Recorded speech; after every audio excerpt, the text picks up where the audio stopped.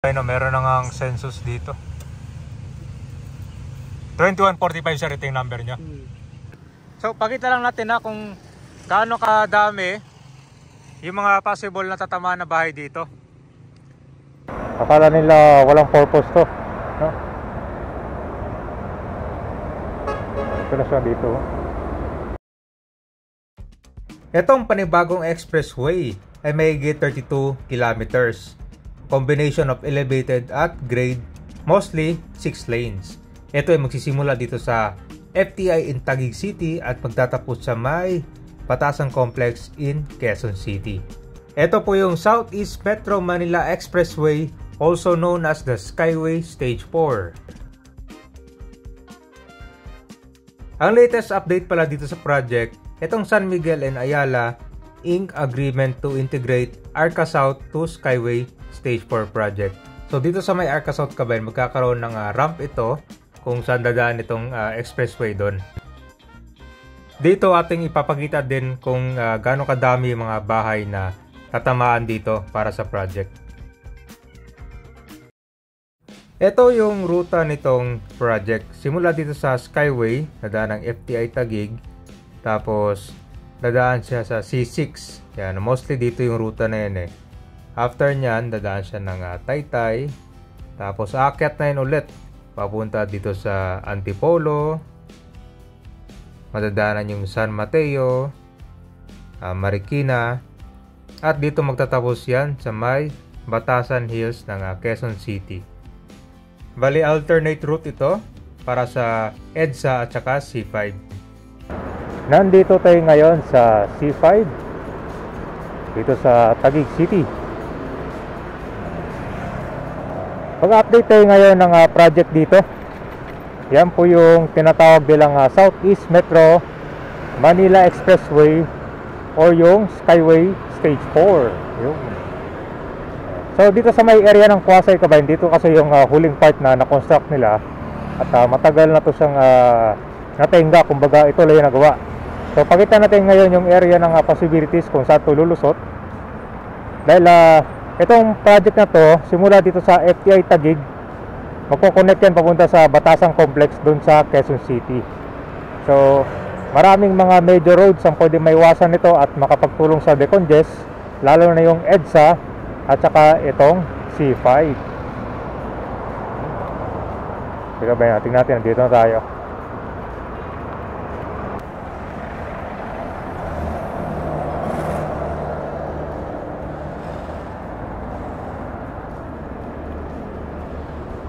So yun kami, pakita ko sa inyo yung dito itong nagawa na Skyway Stage 4. Ito guys, pakita ko sa inyo yung nagawa na Skyway Stage 4 dito. Yan. Ito pa lang siya ngayon, no? Yeah. Ilang buwan na rin na natenga ito. Kaya magtataka yung iba bakit may malaking dito, Skyway sa taas. Akala nila walang purpose to, no? Ito na siya dito. So ito yung sa area ng C5. At pag natuloy, ito siya diretso. Dadaan pa to ng Arca South, kasi doon magkakaroon ng on and off ramp naman. So doon sa Arca South, panibagong Central Business District. Doon sa area ng FTI Taguig naman yan.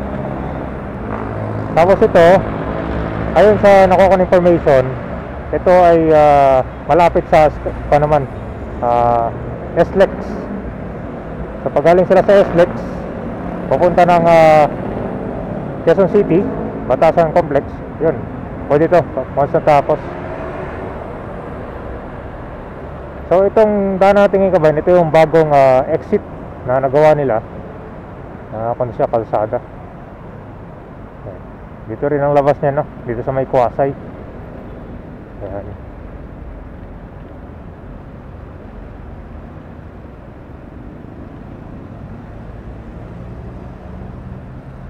Ito guys, babalik tayo dito. Ikutan tayo.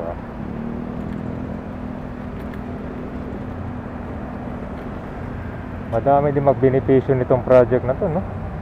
Isipin mo, taga FTI ka lang dito, pupunta ka ng Batasang Complex sa QC. Lilis na yung biyahe nito via expressway, di ba? Right, nandito na tayo sa service road. Okay, no?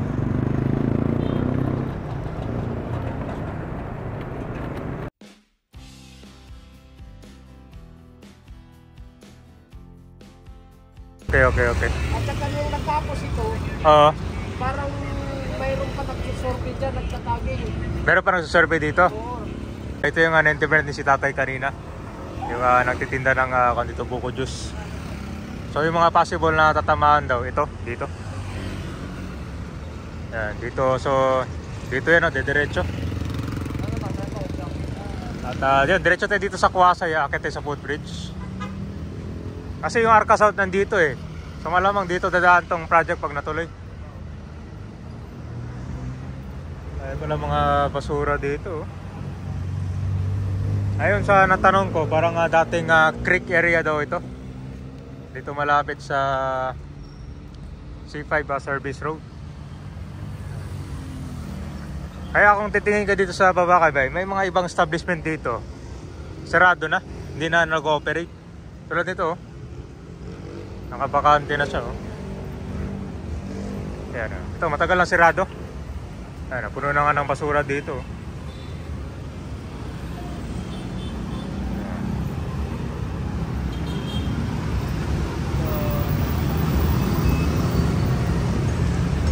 So ito yung mga possible na areas pa lang ha, kabayan ha. Estimate pa lang yan. Sirado na dito. Ginawa ng squatting area dito.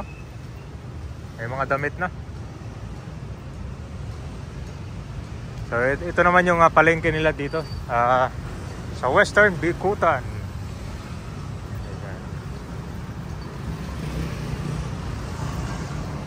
Marami-rami pa pala dito no. Palengke pala to sa likod.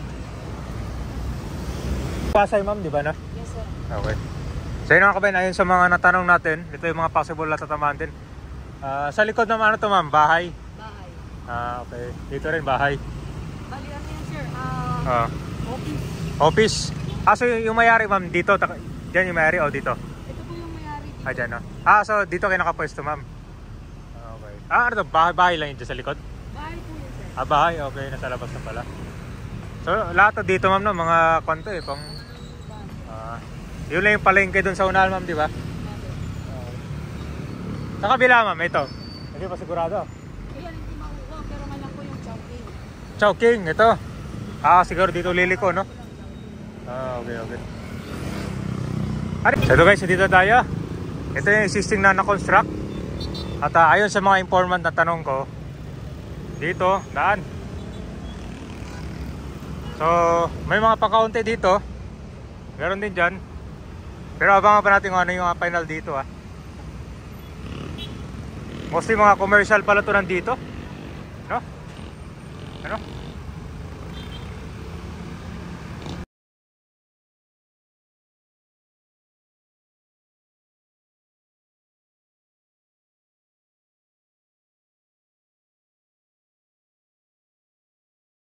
After ma-construct itong portion nitong project na to, ano na ba ang nangyari?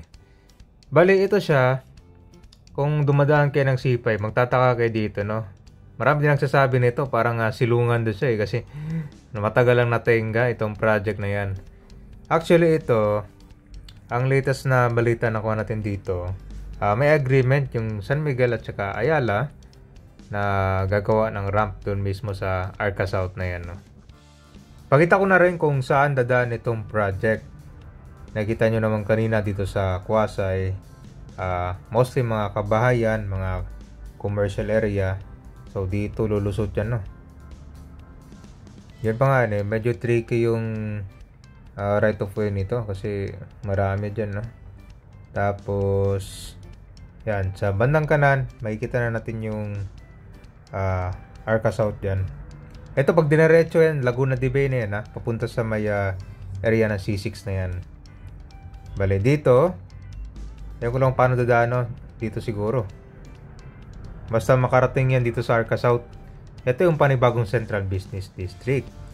Dating parte ng FTI yan. So yung mahigit 74 hectares ay nakuha na ng Ayala at ito na ngayon massive developments dyan. Nag-U-turn lang tayo. Ito yung maputay FTI Taguig proper dito. Ayos na rin pala yung mga ram dito, nagawa na ano. Malapit-lapit na rin sa mga commercial area itong Arca South, no? So dito kasi malapit sa school to eh. So maraming mga school dito tsaka mga kabahayan. Ayan, ang dami mo, estudyante oh. Dito, mga terminal, mga tricycle. Ito, village naman oh. So ito na yung Western Bikutan. Kaya I think marami talaga mamasyal dito. Hindi na kailangan pumunta sa BGC. Dito pa lang, may panibagong Central Business District na. Oh, no? Dito pa lang sa malayo, tanaw mo na. Nandito na tayo sa tinatawag nilang Palayan Road to dito kabayan eh. Tapos C5 access road. Yan. So pakita lang natin na kung gaano kadami yung mga possible na tatamaan na bahay dito. Diyan kasi kabayan, yan yung Arca South dyan, no? Kumbaga dyan magdurugtong itong project para sa gagawing on and off ramp para sa Skyway Stage 4. Yan. Bali, ay palang madidemolish dito kapag natuloy kabayan. Katulad nito sa harap, meron ng census na nakalagay. Ito. Ayun, meron ng census dito. Tingnan ba yun, ipakita ko lang sa inyo kung gaano kadami yung mga bahay na natamaan dito.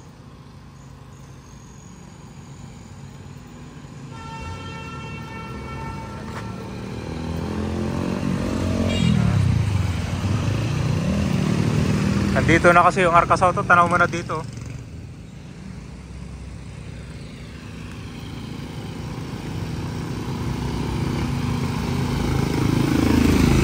Saan yung possible na dadaan itong project pala. Dahil pa pala mga bahay dito pala sa likod. Yan, may kita yung serial view kabayan. Halos magkadikit na lang itong mga bahay dito. Yan sa may panibagong Central Business District. Meron na nga pangalawang census survey dito para sa South East Metro Manila Expressway Project. Yan. So yun lang yung abangan natin kabayan na. At least meron ng mga census na mga posibilidad ng mga bahay na tatamaan dito. Hindi pa natin alam yung iba dito. Tingnan natin kung meron ba itong ito, meron din palang census. So yan o.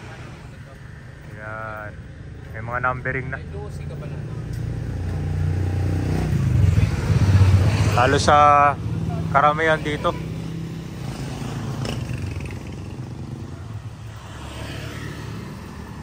Tingnan natin sa unahan dito. Dito sa unahan ang possible, no, kasi ito yung mga meron census para sa project. At saka anday pa palang mga bahay dito sa likod, di ba? Sa tabi lang nito ang Arca South. Yan, no. Tapos malapit din dito sa Arca South Terminal.